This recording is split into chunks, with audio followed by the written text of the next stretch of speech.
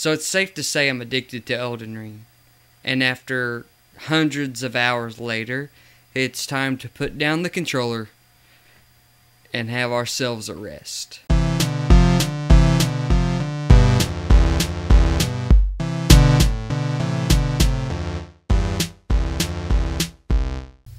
What's going on, y'all, and welcome back.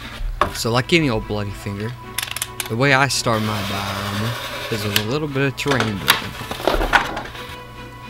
I start off by cutting it in half, and then outlining the general shape of what I want to make. Not that it ever turns out anywhere near that.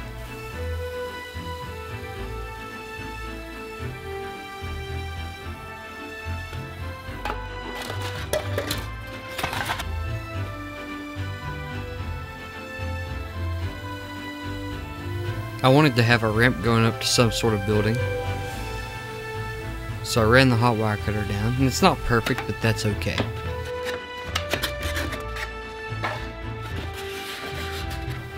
I used sticky tacky and a little bit of hot glue to adhere the two pieces together.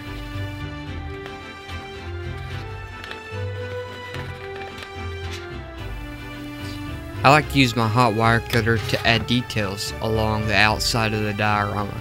This isn't necessarily a focal point, but helps tell the story and give character to the piece.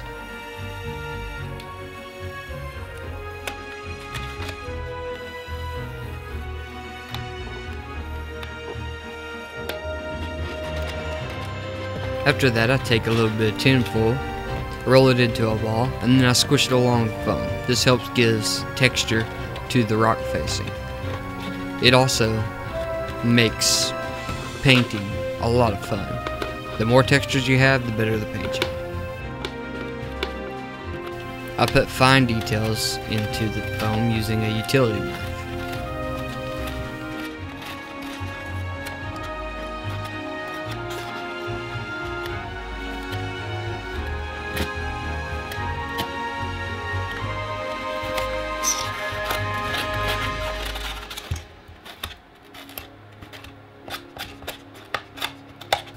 For this next part, I'd like to thank my wife for keeping all the trash in the house just for my takings. I used this empty cornmeal container. I took off the lid and cut the brim off of it just to turn around, glue the lid back on, and then cut it all off later.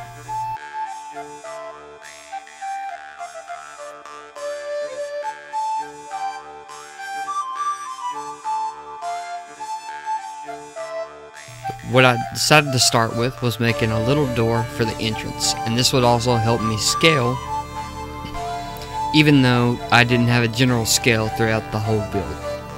So I used matchsticks and glued them together, cut out this little door, sanded the edge, glued it on, and now a painfully long process of gluing on brick by brick.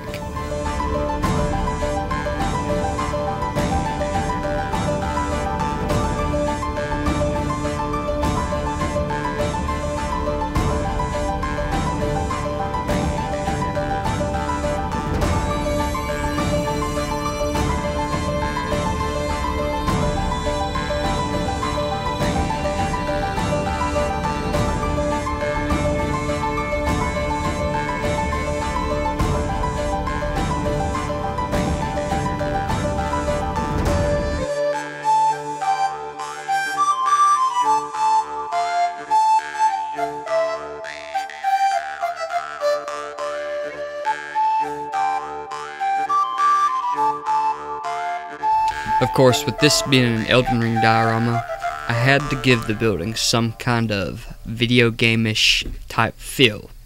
The only question is, why is it always up? At any rate, I used some coffee stir sticks and some matchsticks to put together a little bit of scaffolding.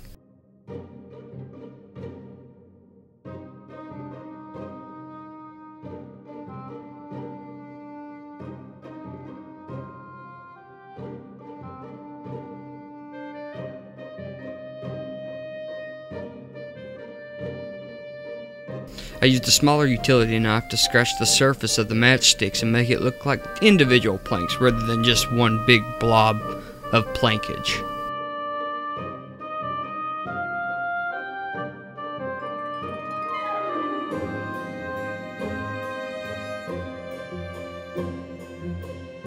I then used a hot wire cutter with a separate attachment and created pebbles and big chunks of rock that would assemble a road from the bottom of the diorama to the door of the keep. I've had a hard time finding trees that look realistic enough for my taste, or maybe not realistic, but fit the world that is kind of creating itself in my head. I had some of this nifty floral wire that I found at the Mighty Dollar. I decided to cut 3 strands off at a time, twist them together, then cut another 3 strands off at the same time, put both those strands twisted together, chuck them in the drill, and twist them. And I did that and kept twisting them together over and over again until I had what looked like a tree.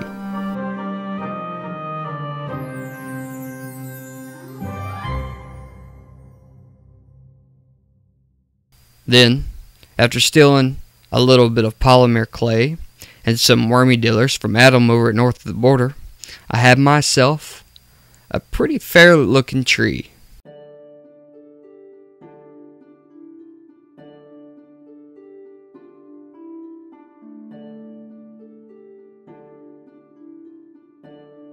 As always, I based my terrain with ceramic tile mortar. This mixture is 3 parts mortar to 1 part water.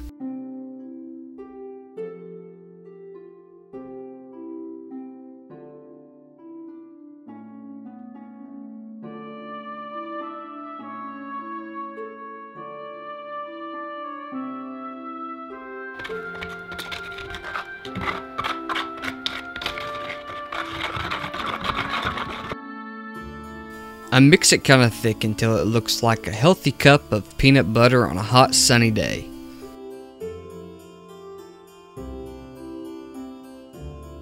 Then I take a little spatula and I spread the mortar all the way across the terrain like I'm making a hot peanut butter cake for my best friend.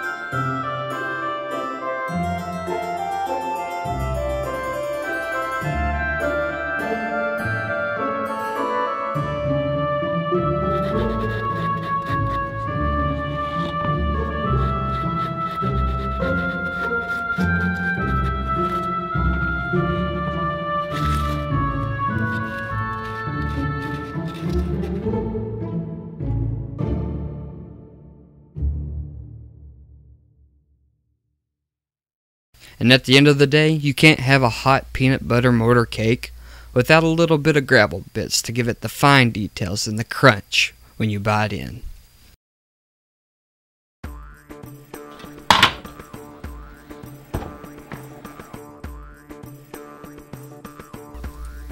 The next part of this process is fairly easy, until it comes down to the fine details in which you have to fill all the gaps and holes, that way when you get done painting it doesn't look like an absolute disaster.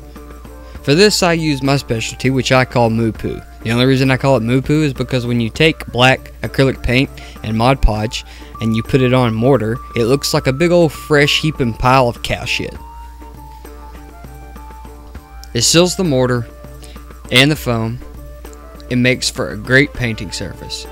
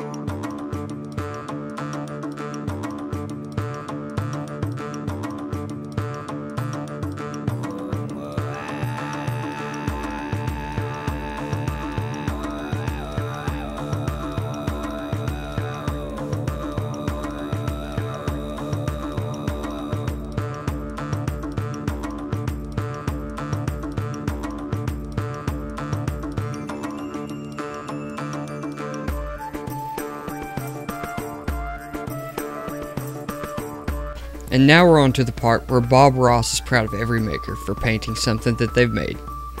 Remember kids, there are no mistakes, just happy little accidents. I start this painting process by taking a light gray and dry brushing across all the bricks and stone around the diorama.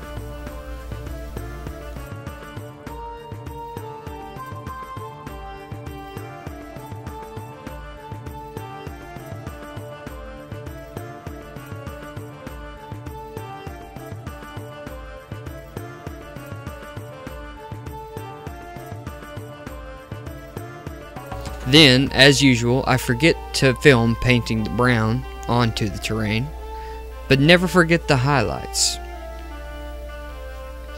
After that, everything gets a nice brown wash.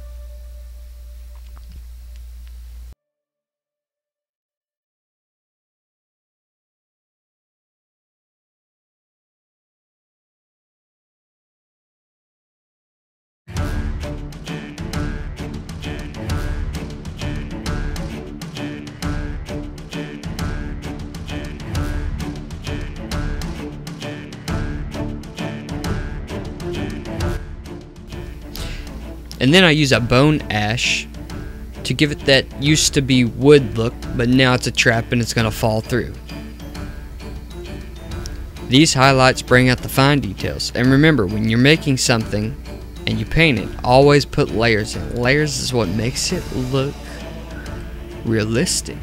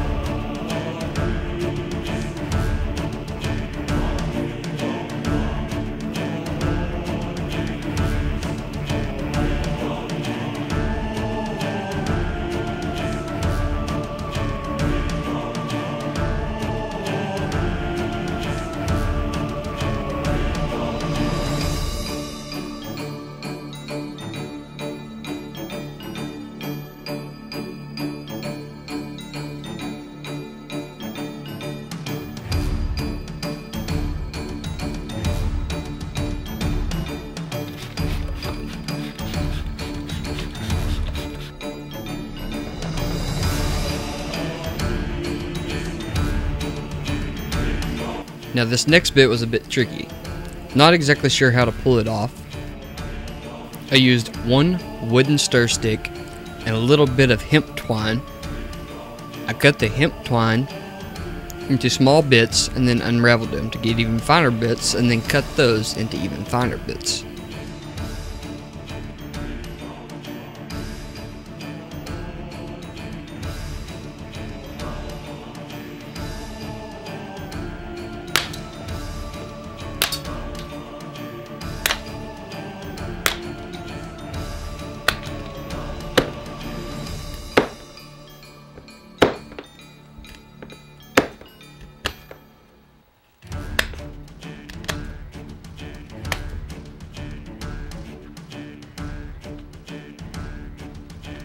Which I then used an ass load of hot glue to make it look as similar to a point of grace as I could.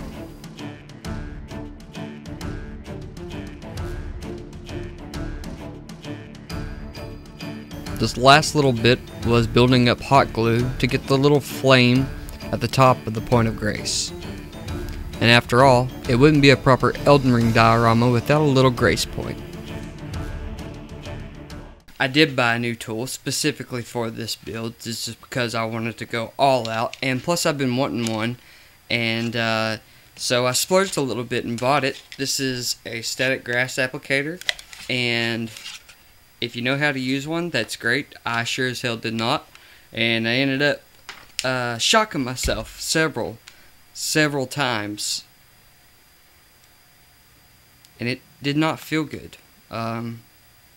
It didn't feel good at all. Yeah. Static grass applicator. Contrary to the pain, I did have an immense amount of fun using this static grass applicator. Watching the little hairs stand up and go all over my studio was so much fun. Other than that, flocking is always my favorite part.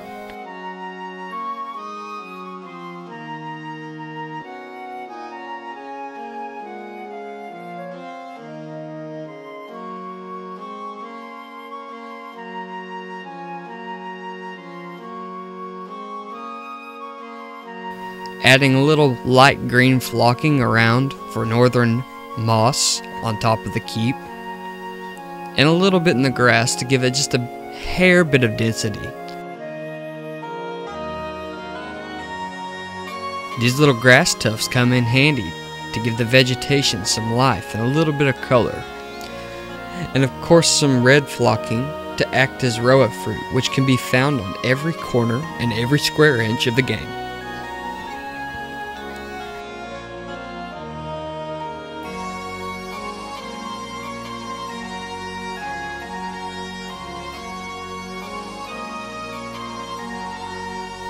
And now, for me, to top the challenge off was to make this tree look as good as I possibly can. I singled out the yellow, and I broke it down into little bits, covering every little branch on the tree with Mod Podge. I then soaked the branches in this yellow foliage. And at last, a true tree, an Erd tree.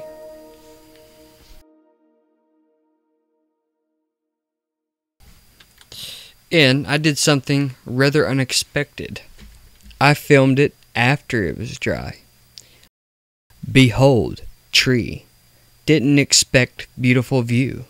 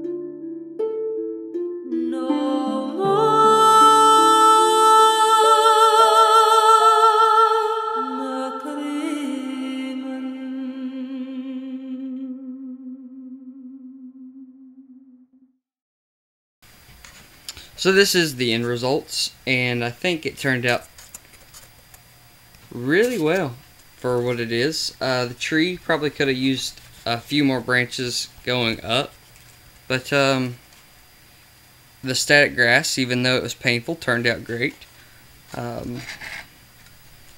I'm definitely going to be using it more in the coming builds that I do. Actually have the know-hows of how to actually use it this time instead of just guessing.